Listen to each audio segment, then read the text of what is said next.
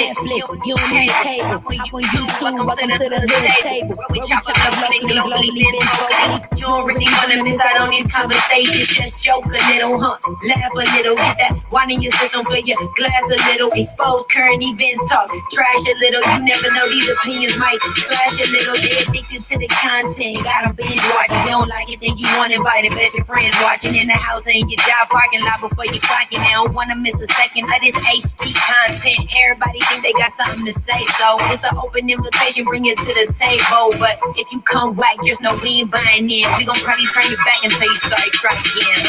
Yeah, welcome to the hood table. You don't need Netflix, you don't need cable. Yeah, welcome to the hood table. You don't need Netflix, you don't need cable.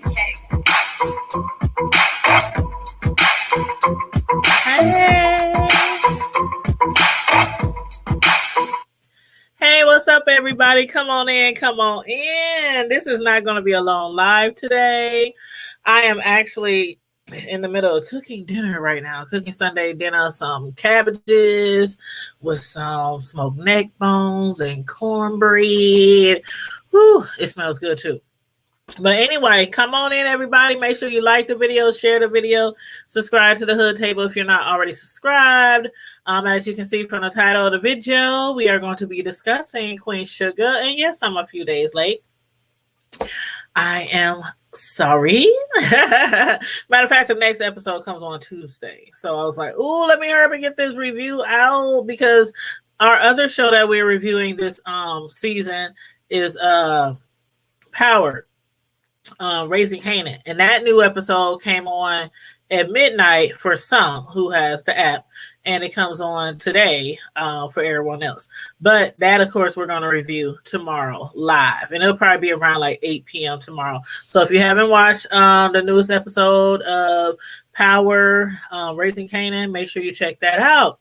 But for now, we're going to be reviewing Queen Sugar. It is season 6 at this time. We are on episode 2, and it was called And Dream With Them Deeply. And as always, make sure you put your comments or your thoughts in the chat. If you come in after the video is over, put your comments or your thoughts or opinions in the comment section on what you are thinking about this episode or anything we've already discussed. And let me get a sip real quick before I get started.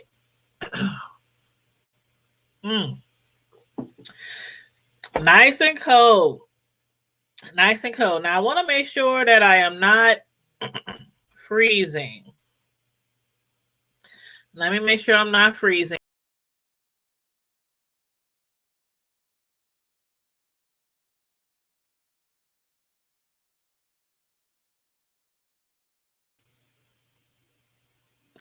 Okay, I hope that's a little better. It looked like I might have been freezing a little bit, so I went out and came back in. So please let me know if I am still freezing. And let me just make sure I share this real quick on Facebook.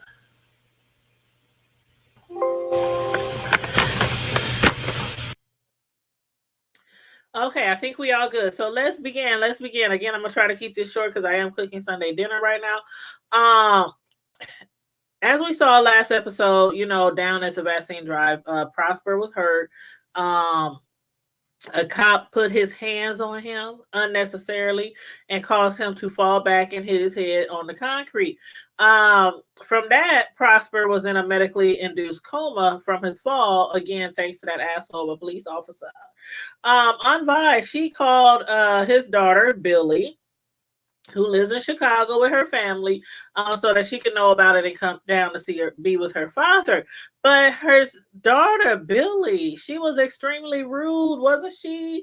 Like when she first came down there, I mean, she already seemed like she has, something on her shoulder, some issues with the border loans, or at least on Vi. And on top of that, she couldn't understand why he was at the vaccine drive in the first place.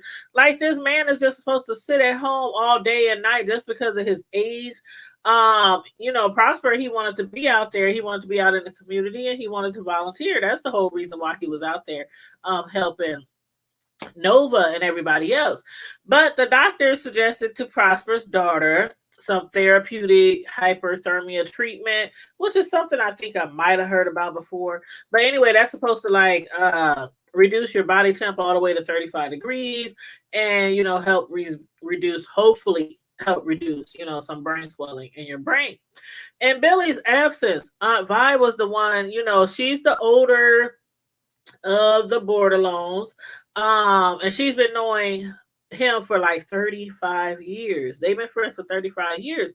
So in Billy's absence, Aunt Vi, she was the one making like the medical decisions on Prosper's behalf because he has no other family there. But after hearing about this new treatment plan or that option, Billy demanded everything. Basically, she didn't want Aunt Vi to be there because she blamed her for everything. She blamed everything on the Borderlones, including why he was hurt, as if that was their fault. As a matter of fact, she demanded that not only Aunt Vi be removed from the visitors list, but the entire Bordelon family also be removed from the visitation list. And of course, we all know Aunt Vi. That did not sit right with her at all. That did not sit well with Aunt Vi, who again has known Prosper for over 35 years. And even though we know that Aunt Vi can be very vocal and somewhat overpowering at times, when it comes to other people's business or other people's decisions, such as her strongly disagreeing with Raw when he sent Blue to DC, up to that prestigious school. But anyway, Blue is doing awesome up there. And as far as Billy, where was she at during her father's last medical crisis? She was back home in Chicago. While the Borderlones, including Aunt Vi, was down there in St. Joe caring and supporting for her father. I don't know why she wasn't there. We actually don't know a lot about Billy, but we do know that she was not there the last time that he was sick. But anyway, while everyone was still in the hospital, Micah stepped out to make a phone call when that same police officer who hurt Prosper pushed Micah on the shoulder. He was like telling him to watch it. Micah wasn't even in his way. The officer was just kind of big and he needed the extra room, but still he had no business putting his hand on Prosper and immediately on Micah, and immediately Micah recognized him as being that same cop at the vaccine drive who had made Prosper fall, who had pushed him and made him fall. And then Micah started having flashbacks. Remember his incident that he had with the police? I guess it's easy to remember because Micah really doesn't get into that a lot. He doesn't bring that subject up a lot, but that was, pretty detrimental to Micah back then, him being so young. And that kind of set the tone for how he feels about policemen to this day. But yeah, he started having a flashback of his own incident when he was approached by Hollywood. And Micah, who again doesn't really share that incident with anyone, he did, however, share it with Isaiah. Now, Isaiah, how do y'all feel about Isaiah? I just don't know. Is it me, or does it seem like Isaiah? I don't know. You know what? I'm gonna leave that. I'm gonna leave that right now. Sometimes I reach out on a limb, but I'm gonna wait. I'm gonna wait another episode or so before I tell y'all what I'm thinking about this Isaiah. But for the meantime, Isaiah, he found out that Micah, had been through something in the past with a police officer, and he basically, told him, we here for you. Your brother's here for you, because Micah steps now, so he's like, your line brothers are here for you whenever you need to talk. Da da da da da. But yeah. When it comes to Prosper and how they treated him, I just hope that he at least gets some justice when it comes from the police brutality down there, because there's a lot of police brutality down there, from Micah to Prosper to we saw last season when it came to Raw and his son and those police officers along the road, that whole incident. Yeah. But anyway, moving right along. Darla is now 25 weeks pregnant. She is 25 weeks preggers and able to find out if she is having a boy or a girl. And according to the sonogram images, they are expecting a baby girl. But what's up with all these home births, y'all? Like, in almost every show that I've watched where there was a birth or a baby being delivered, or somebody just finding out that they're pregnant, they're like, we're having a baby at home. Nobody wants to deliver babies in the hospital anymore. And I'm like, is this just on TV or is this also in real life, due to the pandemic? I don't know, but I think I need to do some research on that because this is probably like the third or fourth show that I've seen where everybody wants to deliver their babies at home and. But anyway, Charlie, she was out in LA for a state senator candidacy meeting. She flew back to St. Joe as soon as she got word about Prosper. We saw how Micah gave her a call and told her what was going on. But before flying out, she was told by the political party that if she has any skeletons in her closet, she'll need to disclose them. And as we saw, Charlie said, there are no skeletons here. Now that made me wonder if there are any skeletons in her closet that we are unaware of. I mean, we know a lot about Charlie's background, right? We know about her and Davis's first marriage, their relationship, his other women that he had on the side, his other children that he had on the side. But what else? Is there anything else that we are unaware of when it comes to Charlie? I think there will be. I really think there are going to be some skeletons that come out the closet. I'm just scared to find out what they are. But anyway, once back in St. Joe, Charlie ran into Billy at the hospital, who told her that she had limited her father's visitations. And what she told Charlie was that Aunt Vi has stepped out of line too many times when it comes to her father. So for that reason, the Bordelons are no longer welcome at the hospital. And it was quite evident that Billy still loves her father. She loves her father, but maybe there might be a little jealousy, from others who probably love her father even more than she does. Her Nova, she told her, Aunt Vi, since we've been children. They all known each other since they've been children, right? And she said, she only wants the best for everyone, especially Prosper. And Billy responded, no, she thinks she knows what's best, telling her, what to do, like she's like she's a child or like a little girl. And she's always like, in everybody's business, and not everything revolves around the Bordelon. So what do y'all think about what she had to say about that? From Charlie and Billy's conversation, I got that Charlie believes that Billy is trying to control Prosper and the Bordelons, when Billy feels the exact opposite. And again, she feels like Aunt Vi and the Bordelons are always overstepping their boundaries. But again, we don't know a whole lot about Billy, who said that she did try to get her father to move in with her a long time ago, but he's always refused. So I don't know. Should we give like Billy this benefit of the doubt? We really don't know her. She claims that she's been trying to get her father to move in with her so that she could care for him, but Prosper didn't and still does not want to move away from his home in St. Joe Parish. But again, y'all let me know if y'all think we should give Billy some leeway, give her the benefit of the doubt. Because this episode, she has been a complete ass, almost bitch. But anyway, Charlie, unfortunately, she was not able to change Billy's mind about their family, but Nova was. And regardless of what real history Billy, her father, and Billy and Nova had together, for now, Prosper seems to be doing okay. Ralph Angel paid him a visit in the hospital where we could see Prosper was up and about. He was walking around. He was still, plugged up to the IVs and everything, but he was up and he seemed in better spirits. He really seems in better spirits from what we saw him, last time. But Prosper, who seems to be doing better, was also able to check out the sonogram pic of Ra and Darla's baby girl. Now, seeing that picture of their baby made Prosper wish he had spent maybe more time with his own daughter, to which Ra responded, it ain't over till it's over, Mr. Prosper. You still got time. That ended up actually being a very emotional moment, for the two men.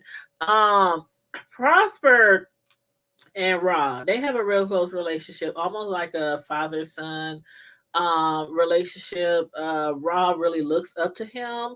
Prosper was a really, really good friend, close friend of his father. So, Prosper has always looked up to him and looked at him as a father figure.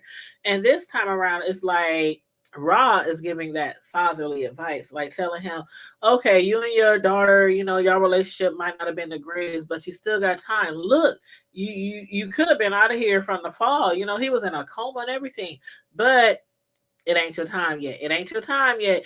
And for a while, we saw it was touch and go for old Prosper. The doctors couldn't even promise his daughter nor the border loans that Prosper was going to pull through, from this particular incident. But thankfully he did. Thankfully he did. And I do believe that Prosper will be very influential on Ra's relationship with his new baby girl, being that from experience, Prosper might be able to get him some great advice from, raising a daughter and them having like a strained relationship. But anyway, I even see Rob might making him out to be the Godfather. Do y'all think that might happen? Let me know. Let me know. I really do think that he might name him as the Godfather and have her there for the the ritual and everything. But the last thing I wanted to talk about. Well, not the last thing, almost the last thing. Nova and Dominic. Okay, y'all. Please tell me what y'all think about this storyline. Dominic, he's a cultural anthropologist. I have no idea what the hell that is, but it deals with culture and anthropology. Awesome. But he is a professor at Tulane. He's putting together a multimedia exhibit about the Black Northern migration from Tulane, which is Nova's alma mater.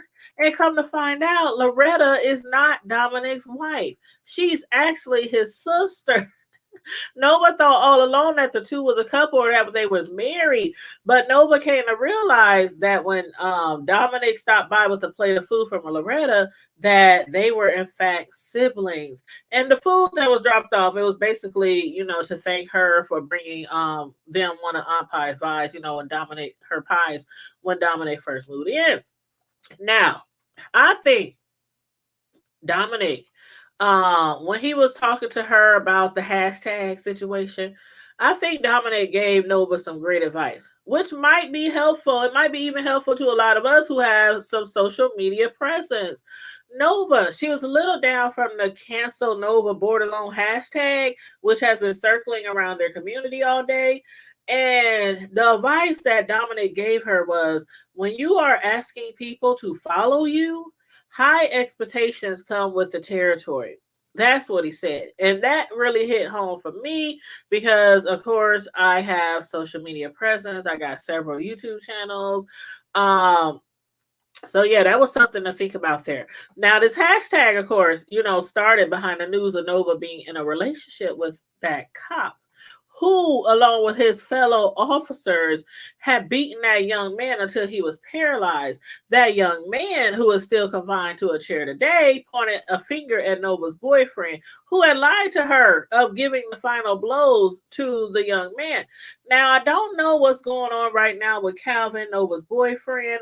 Last we saw, he turned himself in at the end of last season, and we haven't seen hide nor hair him ever since. But from the way Nova was acting at the end of last season, she still desires to be in a relationship with him. And that's where a lot of this is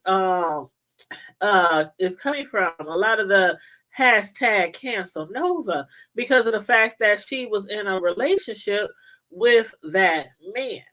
And of course, their community is mostly a Black community. And Nova is always out there fighting for social justice, and she's always out there protesting for the rights of Black people. And then they find out that she was in a whole relationship with this man who had beaten on this young man when he was younger, and he is paralyzed. I think he's paralyzed from is it the waist down? I can't remember. I think it's the waist down. Yeah, he's paralyzed from, but regardless, neck down, waist down, So that's where the hashtag comes in. But back to this Dominic. Again, we haven't seen or heard anything about him. And then we meet I'm sorry, I meant Calvin. We haven't heard or seen anything about Calvin, and then we meet Dominic, who I believe, and again, y'all let me know what y'all think about Dominic, because I believe for some reason Dominic might be interested in our girl Nova. I don't know. It just seemed like And Nova might be interested in him too, but it just seemed like I was feeling something coming from Dominic when he was talking to Nova, when he was looking at Nova, giving her advice and everything. So y'all let me know what y'all think about that storyline. And then the last thing I wanted to talk to you guys about was Hollywood and Aunt Vi. Now, this is a weird situation that's going on right now with them too, and I don't understand why. St. Joe News was stopping by the Real Spot to do a segment on Hollywood's newly open establishment. At the spot, Hollywood also gave his nephew Micah a whole wall, for his photography. And while Micah was capturing photos of Hollywood's new joint, Hollywood was concerned about the whereabouts of Aunt Vi and why she was going to be late. Last episode, excuse me. Last episode, Aunt Vi, she was acting real sneaky, real suspicious when she had left those desserts at somebody's motel door and then took off. And I was trying to figure out who was it that she was delivering food to. And again, on this episode, she's at the same motel that she was at last week, but this time we got to see who she was visiting. Paula J. Parker, who a lot of y'all remember from Friday, okay? She is playing the part of Celine, who is new to St. Joe Parish. And Celine is a single mom. She has a 10-year-old son by the name of Gabrielle, or Gabriel. I said Gabrielle because I have a niece named Gabrielle, but for a boy is Gabriel. And I guess Aunt Vi evidently has taken them underneath her wing. Celine and her son are held up at a motel to escape from Celine's husband, who I assume is very volatile, very violent. And Aunt Vi, she's actually the one paying for them to stay there. Aunt Vi, as we all know, she's been in Celine's place before. She's been there. She knows exactly what it's like trying to get away from abusive husband or get away from an abusive relationship. However, Celine's son, who keeps trying to contact his father, doesn't understand why at least he can't see or talk to his father. And because of that, Celine is really terrified that through her son, her husband might find out where they are.